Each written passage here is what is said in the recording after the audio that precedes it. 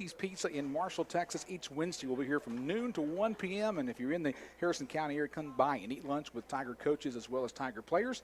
$5 includes the drink for the fabulous CC's Pizza. We're now joined by Paul Grant.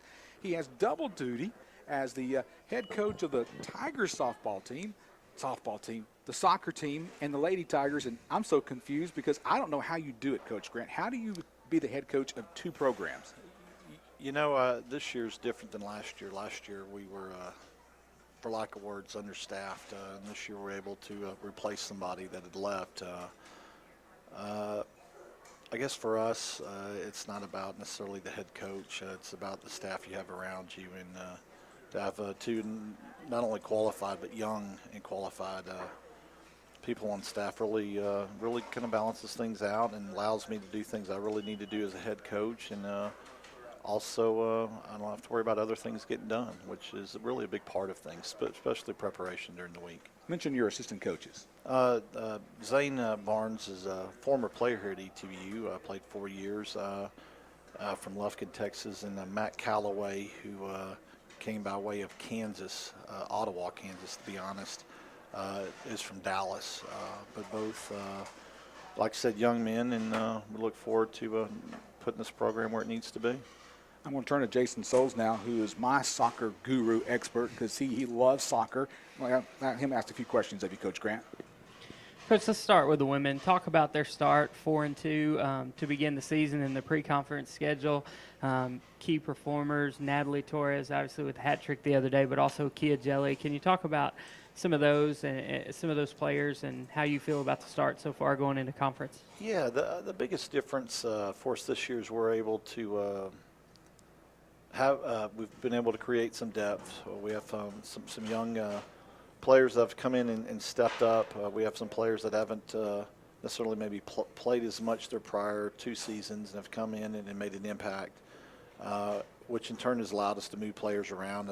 Natalie Torres played centrally for us last year. Now she's playing out wide, which gives her the more of a one-on-one type, puts her in more one-on-one situations where it gives her what she does best, to get in behind people and obviously be able to score goals. Kia Jelly last year played in the back, and prior to that season she played up front. So now she's able to move back up front, and even though we're in somewhat a different formation, we're able to not only have success with her, but have the players around to have success with others as well. Obviously, this weekend got a sneak preview of future matchups with McMurray and Belhaven.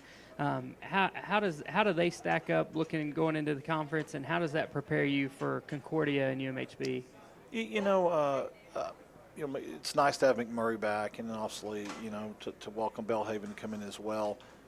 Probably this past weekend, the best thing about that was we're playing teams that, for lack of words, still have scholarship players on their team. So that was good. And I don't think you'll see the true teams of, what you'll see next year. Obviously, not being eligible for the next couple of years to be eligible for postseason. But, as far as Mayheart, Baylor, Concordia, it gives us you're playing teams and players of that caliber that we all would like to have in our program. And then with Concordia, new coach, and as well as actually Mayheart and Baylor, new being in the last couple of years, they're in the process of building their programs, but doing well. And then it's always a matchup. And then you take the Concordia men, also a fairly new coach of the program, in the process of restructuring and making things his way, but again, very competitive. And then you take the men's side at Mayheart and Baylor, who has always been competitive, and it's always been a battle. So this prior weekend gave us not only a good idea and things that not only to look forward that we need to fix, but also look forward to possibly the level of competition that we're playing going into the bye week before conference. And Coach, looking at the men come into this week with a 1-2-2 record, how important, got their first win this weekend in double overtime against Hendricks? How important was that win going into conference for the confidence of the young guys? I think anytime you win, it's big, but I think definitely winning at the right time. We've been close in the majority of our games. Obviously, start of the year we get down 3-0, come back 3-3, and end up losing 5-3.